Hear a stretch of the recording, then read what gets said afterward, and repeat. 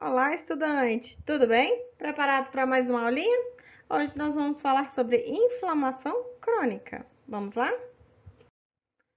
Objetivos da nossa aulinha de hoje: compreender o processo de inflamação e estudar os detalhes aí da inflamação crônica. Lembrem-se dos detalhes que a gente já viu para inflamação aguda.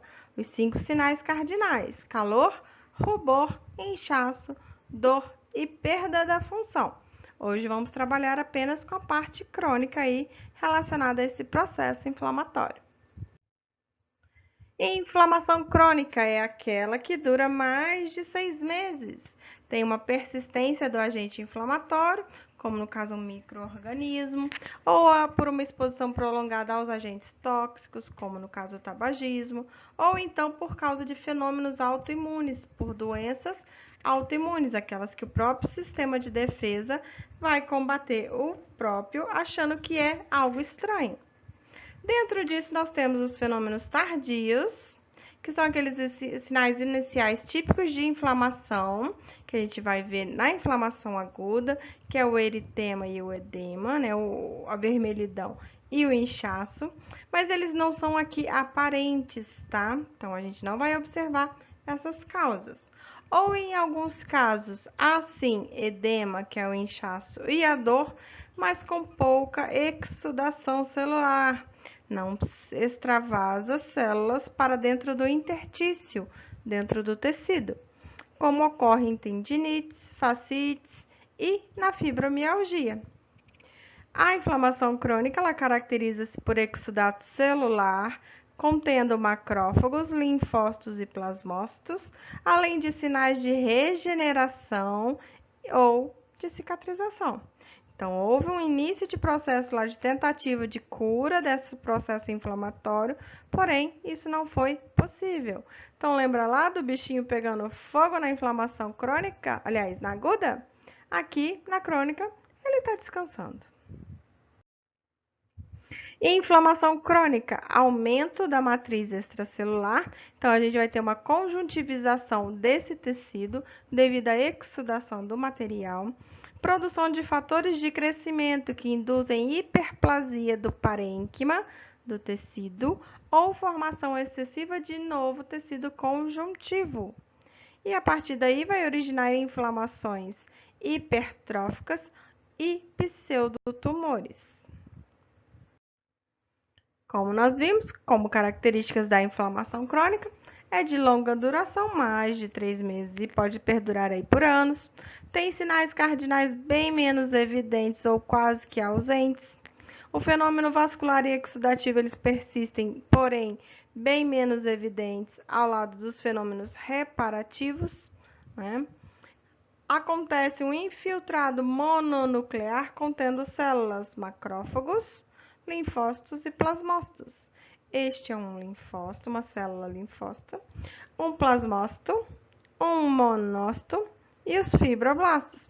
Lembre que os fibroblastos são as células mais abundantes do tecido conjuntivo. E aqui, ó, a gente tem um macrófago, que é uma célula fagocitária que vai tentar fazer defesa aí do tecido. Aqui temos plasmócitos também tentando fazer essa defesa e aqui linfócitos nesse tecido.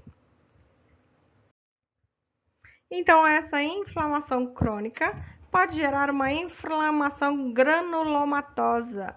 É aquela na qual, devido à persistência de um agente inflamatório ou em consequência a fenômenos autoimunitários, o processo se mantém por mais tempo, onde os fenômenos vasculares exudativos persistem, porém menos evidentes, ao lado de fenômenos reparativos, a tentativa de uma cura, ok? Aqui a gente verifica ó, grandes macrófagos e células que são os fibroblastos, tá? Nessa inflamação granulomatosa, é a formação de granulomas, uma organização de células do exudato onde tem macrófagos presentes. Ela pode ser de dois tipos, epitelioide ou imunogênica e também o granuloma do tipo de corpo estranho, reagindo aí a algo estranho naquele lugar, tá? Então, o material vai estar contido no centro e em volta desse material vai se formando aí células, né, para tentar encapsular esse material, formando esse granuloma. Aqui no caso é um tuberculoso, tá? Então tá fazendo uma encapsulação desse material tuberculoso aqui. E isso a gente chama de processo de cura ou tentativa de reparo. No granuloma do tipo epitelioide, os macrófagos vão se agrupar como células epiteliais e por isso que a gente chama ele de células epitelioides, tá? Então a gente tem essa conformação aqui, ó, de células em camadas como se fosse um epitélio, tá? Eles não fagocitam, mas podem pinocitar e transportar vesículas endocíticas dentro do próprio citoplasma. E aí originam-se em camadas concêntricas em torno daquele agente inflamatório. Ok? Então, veja que aqui a gente tem as células epiteliosas em volta dessa célula que é chamada de gigantócito de Langerhans. Tá? Aqui a gente consegue também ver, ó, em formato de granuloma. Tá? Então, aqui a gente tem as cascas do ovo de esquistossoma mansoni. E aí a gente consegue visualizar, ó, que as células vão se circundando, né, fazendo camadas circundadas aqui em volta desse material. E por fora desse granuloma, a gente vai ter uma cápsula fibrosa. Ainda nesse granuloma epitelioide, a gente vai ver que ele é causado por agentes inflamatórios imunogênicos, particulados ou insolúveis, como ovo de esquistossoma mansoni, de Mycobacterium tuberculosis, Paracoccidioides brasiliensis, tá? Esses são parasitos aí que causam as doenças parasitárias. Então, elas evoluem para a cura devido à fibrose daquele local. Então, há uma deposição de colágeno e outros componentes da própria matriz extracelular de forma centrípeta, circular, produzindo cicatrizes com aspecto de bulbo de cebola, como se tivessem várias casquinhas, né, da camada da cebola. Então, esse agente inflamatório e a necrose, eles não são completamente reabsorvidos, e essa fibrose se estabiliza, encapsulando esse material. Se ocorrer a reabsorção completa desse agente indutor, a fibrose é removida pela colagenase, que são enzimas removedoras aí desse processo, e a cicatriz pode desaparecer nesse caso, tá? Então, aqui a gente tem um pedacinho de um parasita. Professora, não é para-brisa, é parasita, gente. E os restos necróticos desse parasita e formou-se, então, aqui por volta, ó, em volta desse material, uma cápsula, tá vendo?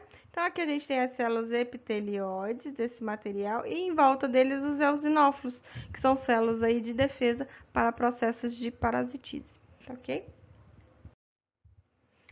Ainda nos granulomas epitelioides, ó, aqui a gente tem um ovo de esquistossoma mansoni, tá?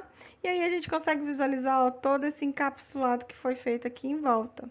Aqui é a mesma coisa, ó, pra gente visualizar, né, essa região aqui do encapsulamento. E aqui também, ó, no parênquima pulmonar, no tecido do pulmão, um verme adulto de esquistossoma mansoni, que faz a esquistossomose, lembra lá dessa doença? Pois é, que esquistossoma, tá?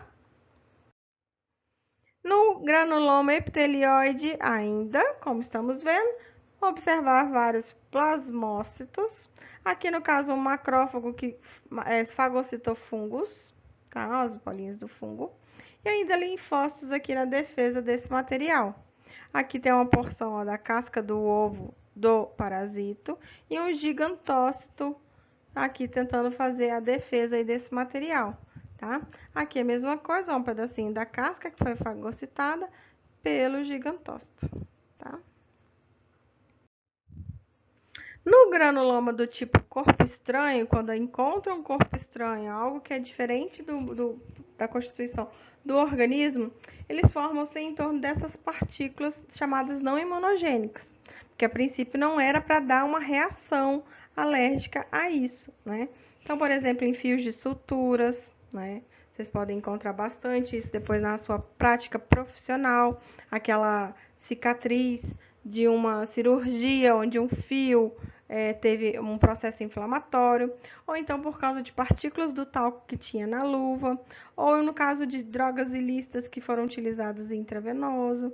né? Então, esse material, eles podem formar aí esses granulomas do tipo corpo estranho. Aí, nesse caso, o que a gente vai ter? Macrófagos vão se envolver formando células gigantes, que são os gigantócitos, do tipo de corpo estranho. Esses granulomas são bem menores, mais frouxos e com menos linfócitos. Eles curam-se por fibrose. Nesse caso, a cicatriz vai tender a encerrar o corpo estranho, caso esse não consiga ser digerido, dissolvido, tá? No caso de prótese das válvulas do coração, por exemplo, ou outros mecanismos utilizados aí no corpo, eles são sempre fabricados com materiais que são inertes para evitar justamente essa indução da inflamação e da fibrose, como no caso a prótese de silicone. No entanto, às vezes algumas ainda assim causam processos inflamatórios, tá? Então aqui a gente tem um granuloma bem grandão aqui, tá? Aqui a gente tem um pedacinho do fio cirúrgico. Então, o fio cirúrgico está sendo fagocitado, tá vendo que a célula está se envolvendo aqui em volta do pedacinho do fio cirúrgico? E aqui também a gente tem as células que são gigantócitos, ó, tentando englobar aqui esse outro pedacinho de fio cirúrgico nesse material. Então, veja aqui que os gigantócitos são essas células grandonas, né? Vão tentar aí remover ou fagocitar esse material, tá? Aqui tem um gigantócito bem grandão, e aqui a gente consegue visualizar a formação das células epitelioides. Então, esse granuloma do tipo corpo estranho a gente vai ver onde? Por exemplo, numa tatuagem, né? Essas células tentando aí remover esse corpo estranho que é a tinta, tá? Então, aqui a gente pode ver ó, esse grande granuloma aqui, grandão, né? Tentando remover essas duas partículas grandes que são corpos estranhos. Aqui a gente tem o gigantócito também, né? E aqui no meio um processo já de necrose caseosa, ó, dentro do centro do granuloma. E o silicone, como eu disse para vocês, a prótese de silicone também pode gerar aí esse processo inflamatório, gerando um encapsulamento. É normal fazer uma cápsula nesse material, porque ele é estranho ao organismo. No entanto, quando essa cápsula ela fibrosa, ela fica endurecida, aí esse material deve ser retirado. Aqui, no caso, ó, foi feito um procedimento para cicatrização. No entanto, ó, veja que aqui onde está o D, tá vendo aí o problema da formação do granuloma de corpo estranho, que é essa parte aqui que estava sendo tratada, e aí teve esse defeito aqui já na cicatrização desse processo. As inflamações hipertrofiantes ou hiperplásicas são aquelas onde acontece uma acentuada neoformação conjuntiva ou hiperplasia. Lembra lá o que é hiperplasia? Tem que lembrar dessa aula. Hiperplasia é aumento do número de camadas celulares naquele local. Antes haviam, por exemplo, 2 a 3, 4 camadas, e esse material foi aumentando aí o número de camadas, né? Então, a quantidade de células foi alterada. Então, ocorrem mucosas que se tornam mais espessas, glândulas e componentes da lâmina própria formam elevações na superfície, chamadas de pólipos, e aí constitui uma inflamação polipomatosa. Acontece muito na retite, na inflamação do reto, colite, inflamação do colo, cistite, que é a inflamação da bexiga, ok? No caso da esquistossomose intestinal, ainda pode induzir a inflamação hiperplásica, resultando então nas formas polipomatosa e pseudotumoral dessa doença. Olha como pode ficar este intestino. A parte interna do intestino pode ficar desse jeito, tá ok? Aqui a formação de um pólipo único, ó, fica uma bolinha realmente pendurada, tá? E aqui a gente tem uma hiperplasia gengival, ó, o tanto que essa gengiva cresceu e está cobrindo aí todos os dentes dessa criança. Inflamações do tipo esclerosante. O tecido fibroso e a sua retração vão modificar a arquitetura daquele órgão e também, desse jeito, vai modificar as funções, né? Essa fibrose causada no órgão vai independer da inflamação primária, tá? Somente acontece a partir da inflamação crônica. E aí, no caso de uma fibrose pulmonar, como a gente está visualizando aqui, né? A gente vai ver que ela pode ser secundária a várias pneumonias, acometendo aí o intertício, que é o tecido, induzidas também por radiação ou autoagressão imunitária.